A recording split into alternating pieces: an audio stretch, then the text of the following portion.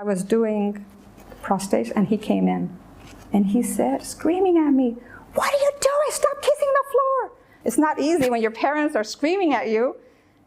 Hold on, where's the mic? Okay. Hi, my name's Leila, originally Leticia. I'm from Mexico. My mom and dad are from Mexico. I was raised in California, small town, Santa Barbara. I was been there my whole life. My family are Catholic, like generations of Catholic. But at the age of 13, I left the Catholic Church. I didn't understand it. I would go to the nuns and I would say, "I don't want to confess to the priest." And they said, "Don't be insolent."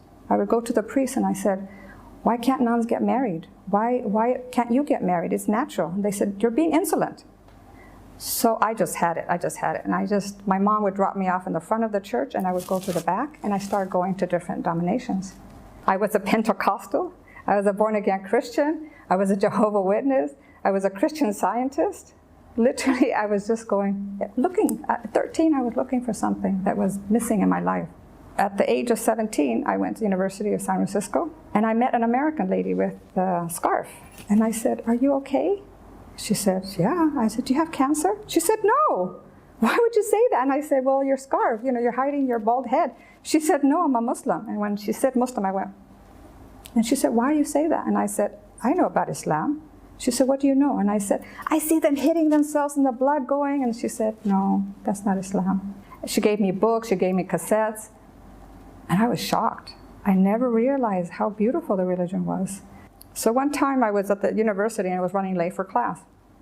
And I was in my bicycle. And this was later, like around 7:30. And it was dark. And I was just running in my bicycle. And I was thinking about Islam. And I was thinking about all the other religions. And I had that, how am I doing the right thing? Because I was ready to convert. So I was going really fast on my bicycle. And all of a sudden, this loud voice, but I don't remember what it was. I heard this loud voice, and I stopped. And I looked around, and there was no one. It was completely deserted. The cones had fallen in this huge pit. And I had stopped at that second. And I knew this was God telling me, if you don't come to Islam, something else is going to be in your life that's not going to be a good thing. I was just like, I just stopped. I just stopped. And it was, at that moment I knew. So I went back to my American friend, Miriam, and I said, "I want to be a Muslim." And then she said, read more about it. So I read Surah Al-Maryam, and that was it. I just knew if women had such a high degree in Islam, I wanted to be part of that. I could see that Islam has made me a better person, gave me more patience. I'm more sympathetic. I have more empathy for people. If someone asked me to borrow money, I said, "I'm giving the money. I'm going to but I give it as a gift. I don't expect it back," although I'm not telling the person that because it's their responsibility. I never would have thought of doing this 30 years ago. I want my money. Where's my money? It's gone. It's all that's gone. Materialistic things aren't that important anymore. I didn't have any concerns when I became a Muslim because I did my research. I had gone to so many other religions and I saw all the holes and it just wasn't complete.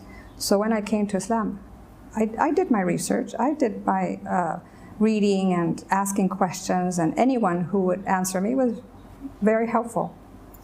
The only concern I had was my parents accepting me. That was hard. I mean, those are your parents.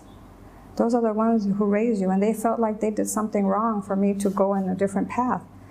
But once they started seeing that I'm a better person, they grasped me. They loved it. They wanted to know about it. That was the most exciting. My mother asked me for the Quran in Spanish. My mom wanted to pray. She wanted to sit there and watch me pray. And she told me, "It's so peaceful, it's so beautiful." And when I put the call for prayer, she said she had goosebumps.